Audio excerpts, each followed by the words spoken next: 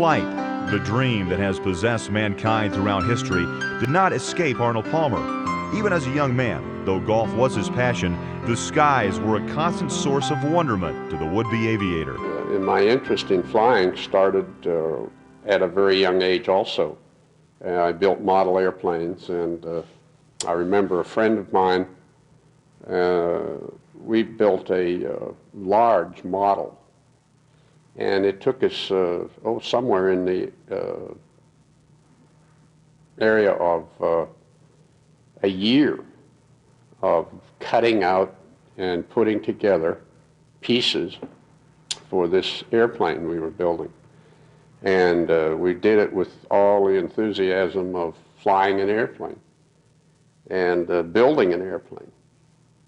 And when we got it finished, after a lot of hours of cutting and gluing and supports and putting rubber bands in to fly it and winding it up, and we then took it to my bedroom on the second story out over the golf course, and we wound it up as tight as we could get it, and we put it out the window, and we had to sort of work it to get it out. It was so large. And I'll never forget, I can see it today. And of course I was kind of give it a pitch to take off. And it went about 2 feet, nose down, and went right into the ground and smashed. I've always said that if Arnold had not been a successful professional golfer, he would have wound up being an airline pilot because of his enthusiasm for flying and because of his skill as a pilot. Unlike most other athletes who have their own planes these days, few of them are pilots themselves and actually fly the airplanes. They ride in the back most of the time.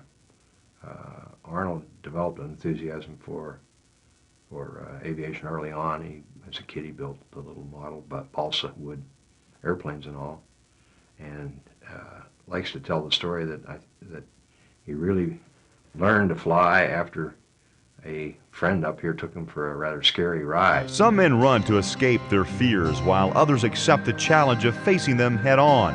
To a champion, fear is an enemy to be conquered, tamed, and remolded into an ally. My first flying experiences were, rather than fun, I became quite frightened flying an airplane, being in an airplane. And that ranges from flying with a friend of mine who was a Army Air Force pilot, and he scared me.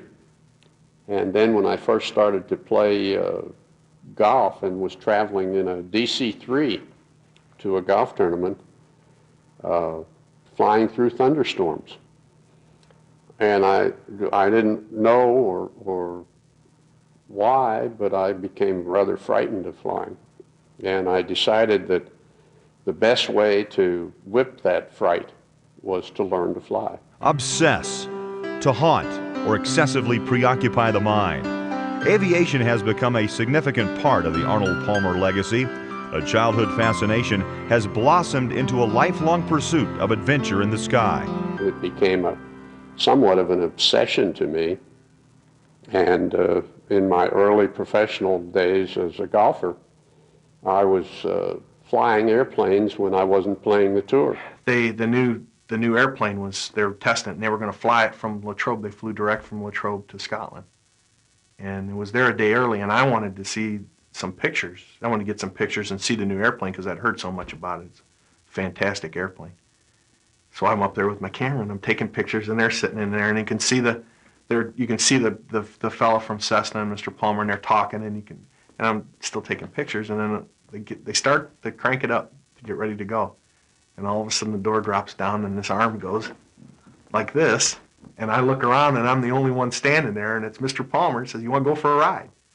And I said, "Yeah, heck yeah." So we jumped in the plane, and I'm sitting back there with these guys, and they're test flying a Citation 10, and we flew to Harrisburg and back. Took a little cruise in the new jet. But he was like any of us when we were kids at Christmas. I flew around the world. set a record in 1976, which was also very exciting. And the adventure of that was probably one of the greatest adventures of my life. Arnold Palmer's golf career has afforded him not only the opportunity to acquire his own fleet, but also the privilege of piloting many of today's modern aircraft. Took lessons first, got his first small planes, and then he got his twin engine Aero Commanders, 2 of those. And then in 1966, he got his first jet, a Jet Commander, got his first pilot, and that's when I came aboard too. So '66 was the year of an expansion in both his office and in his flying.